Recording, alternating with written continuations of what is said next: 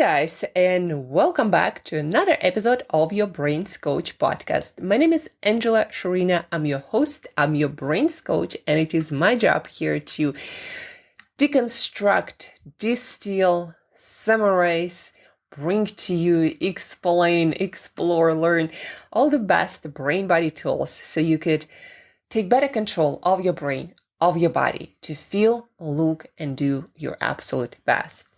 Guys, a little bit of personal story here.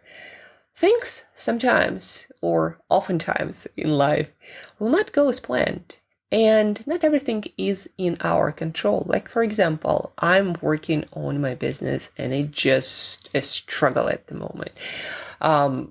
People would advise me what to do, people in business, entrepreneurs, etc. But in each single case, with each single business and business owner, the application is going to be different. And that's where the struggle is for a lot of entrepreneurs. A lot of entrepreneurs are hardworking, motivated. They don't mind to be working long hours. They actually love that. And I'm talking, I guess, about myself more than anything. And you do all of that, you do the work, you're ready to work hard, you're ready to work smart and listen and learn. But sometimes things just take time to find your stride, to find the strategy that actually clicks and makes things happen. And advice for me personally while I'm going through it, because in the past, I found solutions to all the different situations in life and business, right? And so I'm reminding myself these days constantly that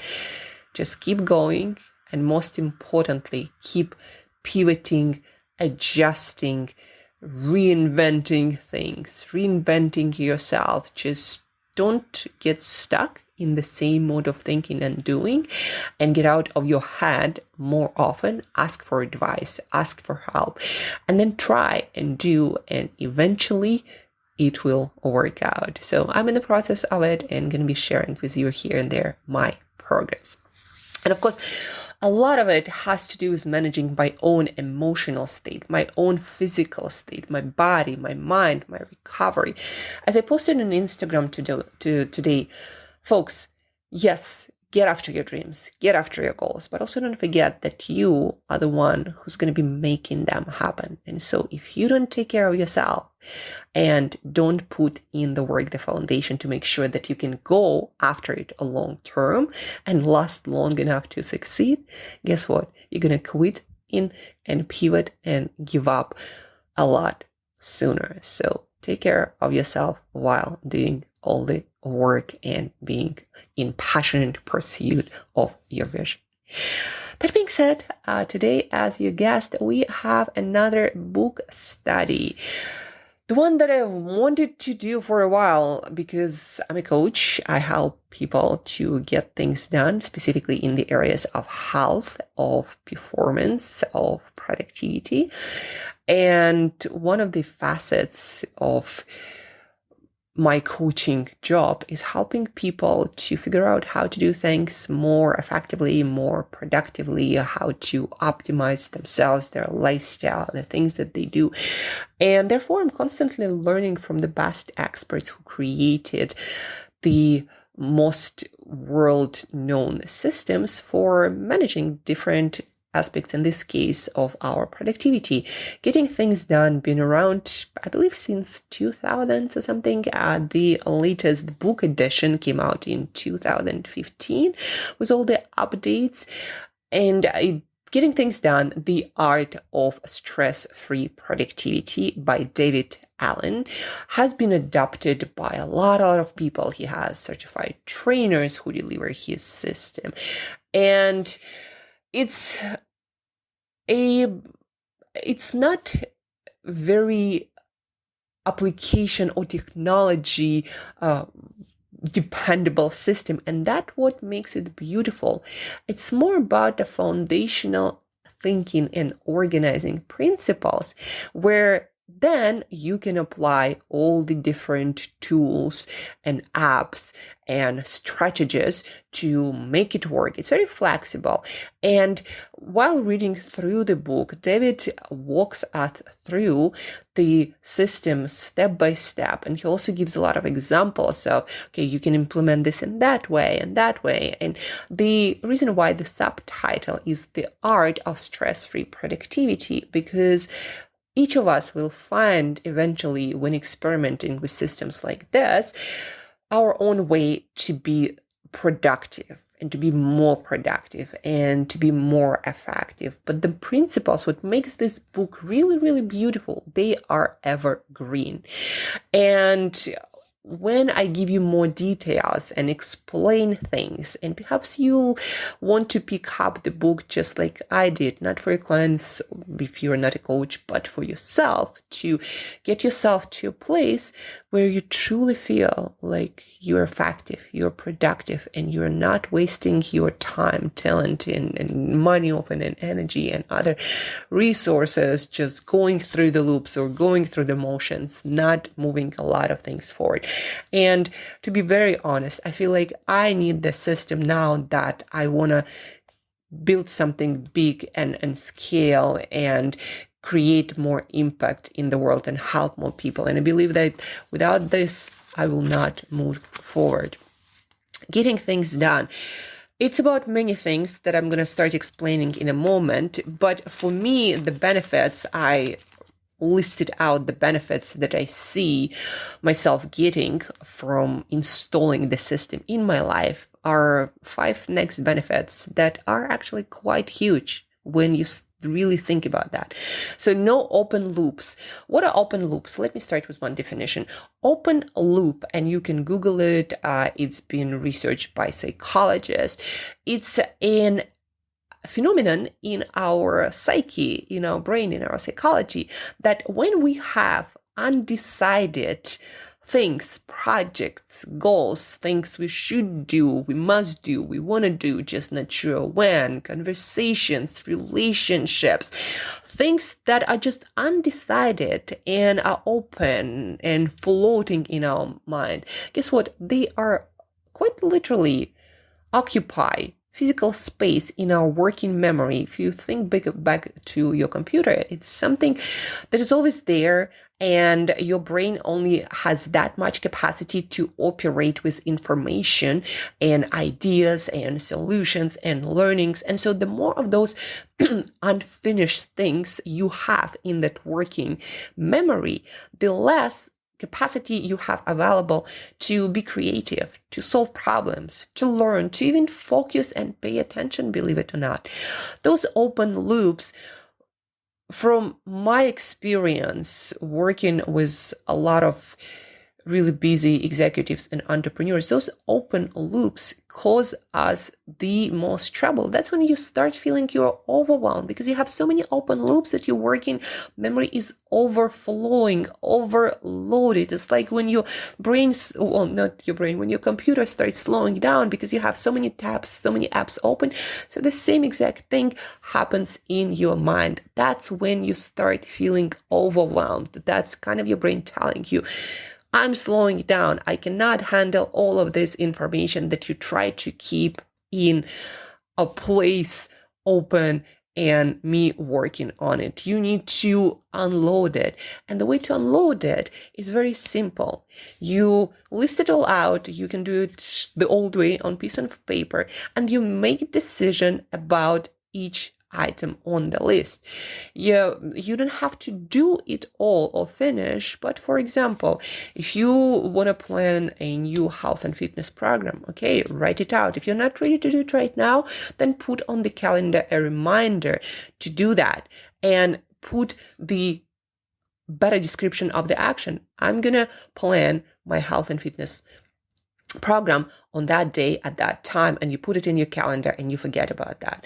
Then perhaps some project you not gonna do. I want to start a new hobby. I want to learn Italian, right? But maybe this year or this quarter, it's not the time. So what do? You write it out learn Italian, and you understand that you're not going to be doing it right now. So you put a reminder on the calendar to look in learning Italian project on that day.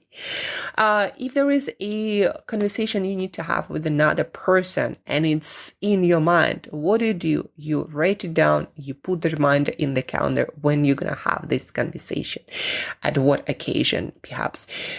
And that's how you deal with open loops and closing them. And in the book, and also David Allen brings up other researchers who actually did the research on open loops and working memory. And by the way, Andrew Huberman Lab, #1 podcast on Apple last year. So he's going to be talking about working memory and probably going to be talking about open loops this week. So check this out to learn more about that.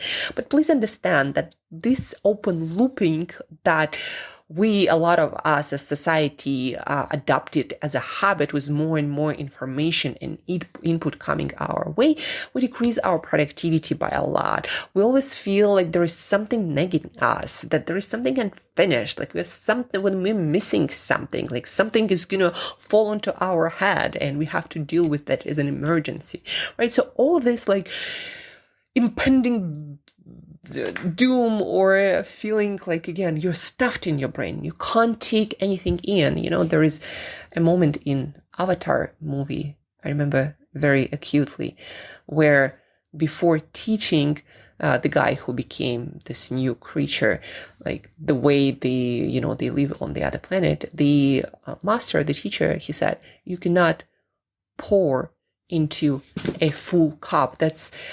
You need to have an empty cup to learn things. And that's kind of the idea about open loops and working memory. You need to have your working memory clear and as empty as possible in order to have the ability to get more input, to learn more things, to work with many variables, and to basically be creative, find solutions, and create new things, new level of life and business. So open loops, the idea. So that's the first benefit, no open loops, and then from there, ideas flowing freely, creativity expanded. Your anxiety goes low because, you have it all decided when you're going to take care of things. A huge part of feeling anxious is having all these open loops and undecided things. Better focus, because guess what? Your working memory needs to be empty, well, not completely empty perhaps, but to have a lot of space to stay focused on the task at hand and to work with a lot of that input. If you're creating a presentation, if you're working on your project, if you're trying to do a piece of writing, if you try to figure out, budgeting strategy for your company, or figure out how to pitch investors. All of that requires a lot of your working memory. And if it's already stuffed, then you're not going to be able to do a good job there or focus. That's why when I teach focus, I tell people, okay, take a piece of paper and write down everything that's bugging your mind right now. What are the errands that you need to take care of very soon? What are the people that might be contacting you? So write it all out and write down what you're going to do about it, the decision, when you're going to contact that, what you're going to do about that. And only then you can actually start to hope to focus your full power. And then the last but definitely not least, what to say yes and no to. Like right now on my plate, I have a lot of projects started to land. And to be honest, I don't have a good system to judge what I should be doing and should not be doing. And that is because I don't have everything that all the projects that I'd like to be saying yes to anywhere listed. I don't have a repository of all of the projects that I've taken my time, that I've taken other resources. Like I don't have a full complete list. And that's why I also feel I need to implement this system to understand, to take stock of what's actually happening in my life, to make sure that I have the capacity to say yes to certain things and then I have to say no to other things. That's what closing those open loops and installing a system like Get Things Done does to your life. Again, no open loops, more focus, more creativity, more better learning, better focus instead of your brain jumping to all of these loops in a GTD style, not really knowing what to take care of because there are so many things, what to say yes and no to, and become a true captain of your ship, knowing what is worthy your attention and energy and time and all the resources that you have and what is not. You're going to become a lot better with decision making. That's another benefit. But let's get back to getting things done system, or GTD in short, and also on social media. So open loops, we just covered that and all the benefits just that will give you. But the whole getting things done system, I feel like it's all about closing the loops in an effective way and making sure that you deal with everything that you need to deal with in your life effectively. So it corresponds with your life mission, with where you're trying to go in 2024 and beyond. And so you're getting the right things done, you're getting them done effectively, and saying no just as effectively to the project that someday, maybe later, not as essential right now. So that's what getting things done is all about. Open loops, the first concept that you're going to be familiarizing yourself throughout the book, because that is so essential. And almost all of the project and time and management and self-management systems, they have to do with closing those loops because they steal so much of your potential. And then the second concept that is taught is becoming action-oriented person, outcome-oriented person. So what I mean by that is when something pops into your mind, a thought, a project, a should-do thing, a conversation, anything, you ask yourself, what is the outcome I'm trying to create with this thought, with this action? And then what's the next action step to get to that outcome? And how do we go about doing that? And David Allen shares a lot of stories about his work with clients, corporate and one-on-one. And he says, when I go to a meeting to help people to make their meetings more productive, more effective, I often notice that the meeting is going on, but nobody is talking exactly about what's the next step, what needs to be done, and who's the one who's doing that, right? Okay, we're talking about this project and actions and priorities and what we need to move forward to make progress on, but what's the next step? And that's what I also do with my clients. I always ask them, okay, this is what you want to do. This is the result you want to get. So this is the habit. This is the skill that we need to build. What's the next step? And let's brainstorm it together. And how do we make it happen? And when is it going to happen? And do you have everything you need to make it happen? Right? So that outcome-based thinking, it's kind of natural to me because I've been a coach for quite a long time. And if you don't give people the clarity, don't help people to come up with clarity about the next step, nothing's going to get done. It's like setting this intention, I want to eat healthier. So what does it mean? What's the outcome? What do you want to have for breakfast, for lunch, for dinner? Do you have those foods? Did you shop for them? When are you going to do it? Like all of that has to be taken care of in order for the intention to materialize, right? Outcome-based thinking, managing yourself, planning. That's another huge umbrella under which all of the tools and strategies in this book come under. So what's the outcome of your thought, of that should do, of that connection, relationship, conversation, things you do at work? Like what's the outcome and what's the next step? And also plan it. What do we need to make it happen? And when we're going to happen? That's where the calendar comes in play. That reminds me of a quote, of a sentence that I heard many times from Tony Robbins, one of the top coach out there. Never leave the sight of a goal without planning the action. And actually, he goes even further, without doing something about that goal. So never leave the sight of a goal without an action. And that means calling someone, sending an email, putting the next step and figuring out what the next step in your calendar. So all of that, top coaches, top world coaches, and that's who I aspire to be in the future. They all are action driven and oriented. Never leave the side of a goal, of any goal, without the next action planned.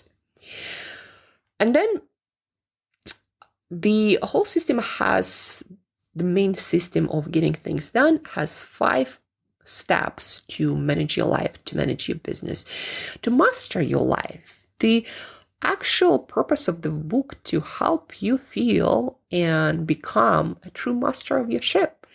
So you navigate life where you want, and you go on your journey like an explorer with a map, with a guide, not just randomly moving from place to place.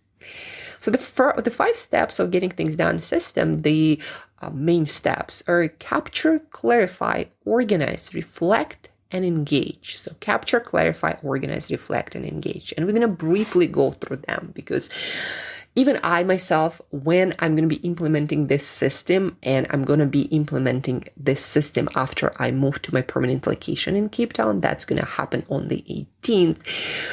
And on that weekend, on the 20th, 21st, I'm going to start working through the system. It's probably going to take me 2 to 3 weekends. I'm going to take one step at a time. So number 1, capture. That is going to take some time. That means take stock of everything, like literally list out and take out every single piece of paper, bill. I have like a huge stack of notebooks, and I kind of know what's in them, but kind of already forgotten, and I don't know when I'm going to use them. So also the purpose of the system is to make the best usage of your resources. Like I have this stack of notebooks where I put all of my notes about all the learnings, all the books that I learned from and went through, but I'm not making use of them because I don't really know what's in each of them. So the purpose of capturing is get into each of them. First, you just get it out. Okay, what are the books I need to go through? What are the notes? What are the bills electronically? Your email, capturing is all about taking stock of everything, where it all is and what you need to get through. The second step is clarifying. That's actually when you start going through the stuff, answering these questions like, what is it? What am I going to do with it? And it doesn't mean that you have to like solve all of the, pay all the bills, solve all the problems, have all the conversations and figure it all out. No, that would overwhelm like anyone.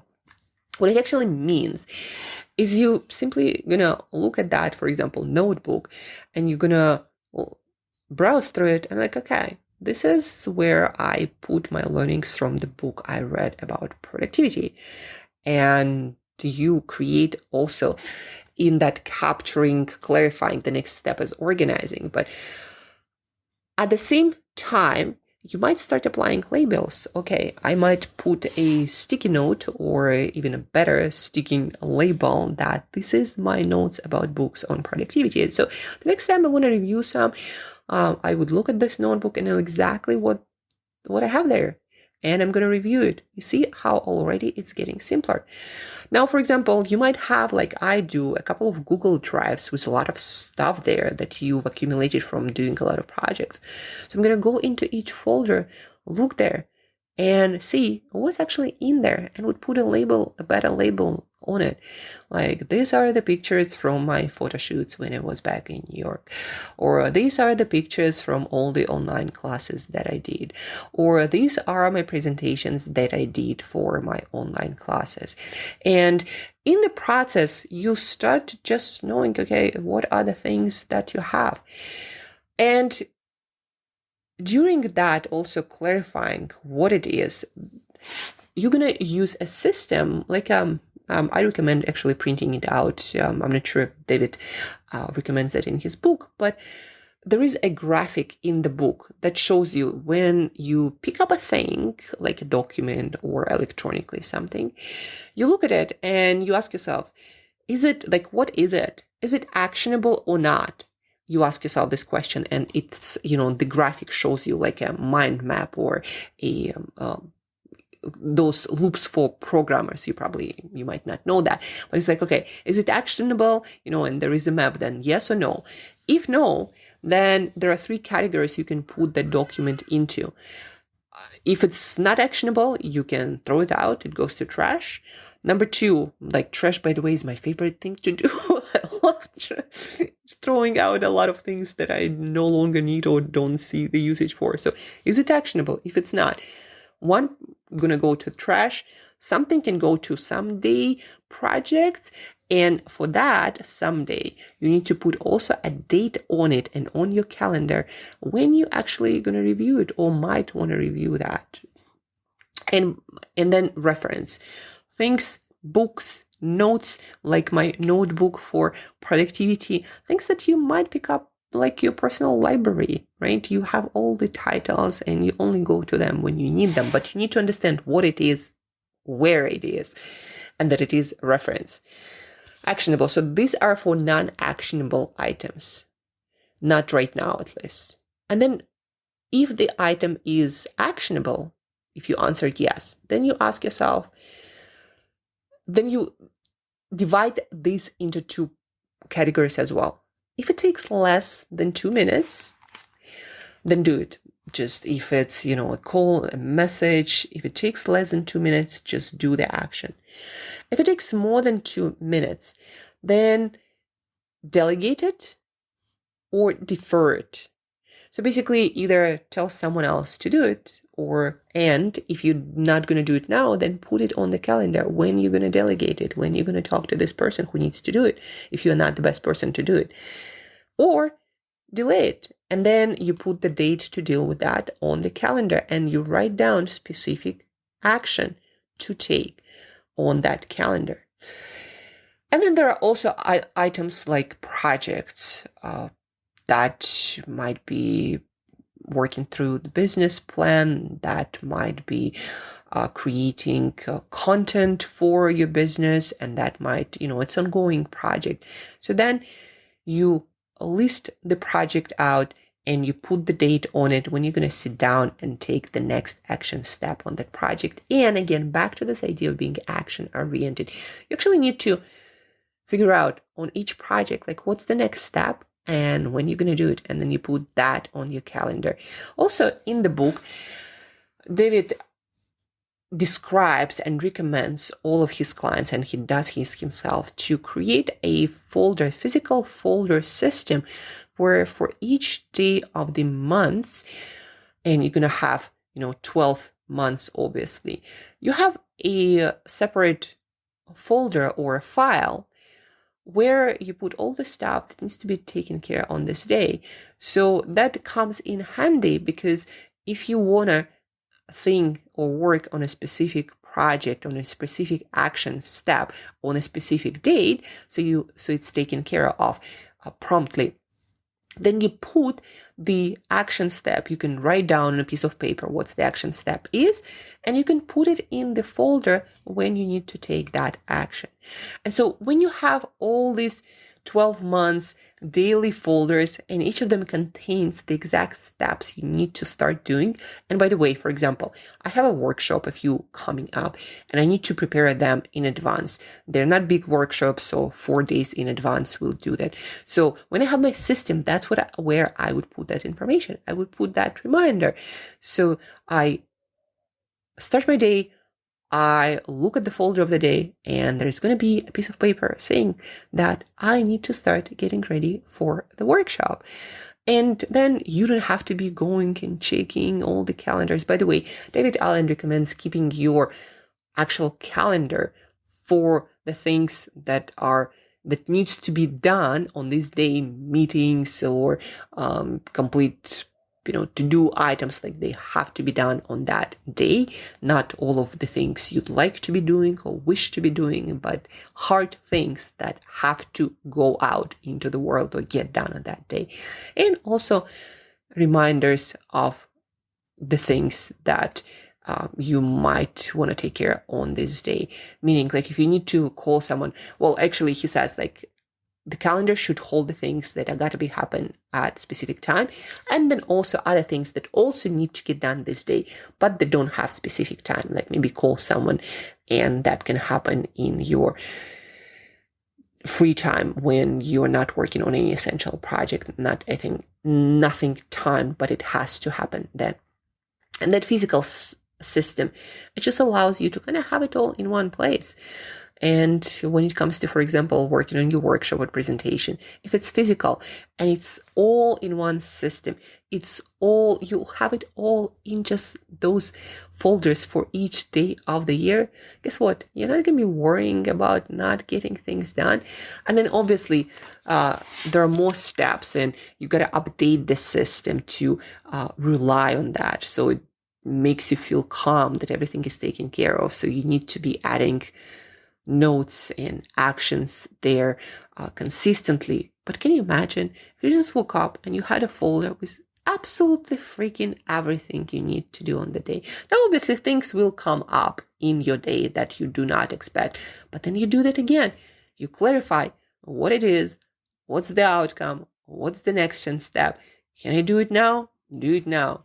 If I need to delegate it, when you're going to do it. If I need to delay it, when you're going to do it. Put it on your calendar, put it in the other folder, and you are done. So clarifying, that's how you start clarifying what it is and what I'm going to do about that. Then organizing, that is the step number 3. That's when all of the stuff, now you have listed all of the stuff and what it is and what's the next step. Organizing is more about, now you create a system of projects, things that contain multiple items and can be done in the next year. That's how the project is defined in the book. So you organize your references, where you keep all of this stuff, where you keep the projects, what's your email system, where you keep your stuff for hobbies, where you keep your stuff for work, for learnings, for organizing and managing your life, from medicals to bills to relationships, organizing. And in the book, David goes into a lot of details how you can go about that. I would not be able to describe everything here. That's why I also need to reread each part. But realize, so the first capturing, just getting it all kind of in big pile, sometimes physically, sometimes electronically, knowing what the stuff that you need to organize, and then clarifying what it is, what's the next step and where it can go. Organizing, putting the project, creating the files, the folders, everything. And that's basically, those are the steps for heavy lifting. Like, can you imagine organizing everything, like absolutely everything that you have in a file and life and project management system? And then the 4th step is doing weekly reviews and reflecting on the system and constantly updating it. Is it working? Is it not working? How am I doing with that? Am I actually efficient, effective? How can I make it more effective? You get back to the book, you figure things out, because it's a living, breathing system. It's designed to help you manage your life, to help you steer the ship of your fate. It's designed to make your life stress-free and productive and effective. So in order for it to be like that, you have to update it, you have to reflect, you have to do the reviews. And the last but not least, engage. So this chapter of the book was about how do we actually choose the right actions for each project. Okay, now you have all these projects, all of them organized. And very often David says hundreds of to-do lists. Like, what do you do first? What do you do last? And he also has a really great framework for that, for identifying your priorities and different horizons, what he calls of your life. Basically meaning horizon 1, like your day-to-day stuff, the things that you focus on every single day.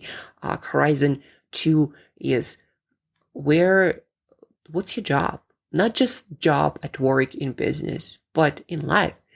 What kind of identities you want to create? What do you want to focus on? What do you want to dedicate your energy, time, money to? Who are you, and what are you creating in this life? What jobs do you assign to yourself? Who do you want to be and live as every single day? And what does it mean? What projects, that's the next horizon. What are the projects that you need to invest into in order to fulfill that? Like, for example, one of the ways you can clarify priorities and to do actions is ask yourself, that's another horizon. What do I want my 2024 to be? What do I want to create professionally, personally, health, wellness, wealth? What do I want to create? And then from there, you create the projects that will help you to do that. Obviously, again, you need to do thinking. That's the whole system will challenge you. You will have to do hard thinking. You will have to decide. And that's the hardest job. So if you decide to get through the book, realize that it's gonna make you question everything you are and you do and you say yourself you aspire to be. It's going to bring everything down to reality and will not allow you to bullshit yourself anymore. Because if you say, I want my 2024 to be this way, like what are the projects that you're working on to make it happen? And then from there, you ask yourself, what are the actions? And when I'm going to do that? What are resources that are needed? And that's when you start to realize, I might have overshooted my goals. I might not be able to complete it in a year. I might need to scale it down. Like that what, has been happening for me over the course of actually past few years. I'm like, I need to scale it down to actually achieve the goal that is important and move my life, my business, everything in the desired direction. So engaging and taking action will kind of get you back to your life's mission, your vision, your biggest why, about which David Allen also writes in the book. That all that being said, stress-free productivity, getting things done effectively, at the end of the day, it's all about bringing you closer to the vision of yourself, the vision of your life that you might not even be fully aware of. And this book will connect all the dots from what you want your life to be, to who you want to become, to what you actually have to get done and the most effective way to get it done. And that's, I believe, everything that I wanted to share with you from this book. The book is it's work. Guys, I will not lie to you. That's why I also realized I will need 2 to 3 weekends to get through it. And I also will need to be in a more permanent place where I can create a system of life management, of self-management. So it stays like that for a while. Pick up the book if you'd like to do the same and you would like to become one of few people who are true captains of their ship, of their life, of their fate. I can't say I'm yet there. I'm close to that. But one area of my life isn't going where I want it to go. That's business, and that's what I'm working on. But, at least being aware and having the next steps in plan, that's already what you're moving forward. And then there's going to be a lot of work, just like with anything you decide to do. And that this book, Get Things Done, will bring you to reality. You can be sitting there and thinking, manifesting of all the things you want to do. But if anything social media taught me over the course of past couple of years, people who create things, awesome things in life, they do not sit and manifest. They clarify their vision and then go get to work. A couple of other things, lighter things, the book will help you to do, understanding that you actually need a system of capturing your ideas, to capture your genius, and to help you move in life further and in your own unique, rewarding, fulfilling, and meaningful ways. So if you don't have any way of capturing and managing your ideas, all of your genius is going to be wasted. And yes, that system of daily file folders where you put all the things that you need to be doing to move the project of your life forward. That also I found really fascinating and can't wait to implement. I love all these folders and notebooks, etc.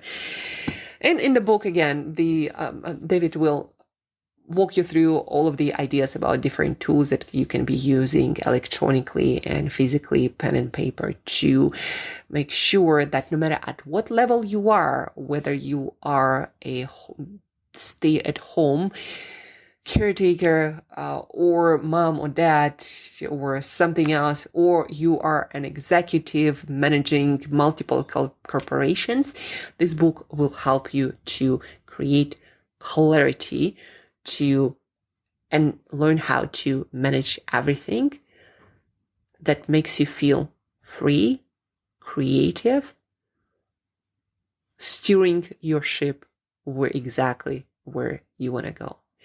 Pick up the book, Getting Things Done, The Art of Stress-Free Productivity, and don't just read it. This book is designed for getting things done. Please do realize that.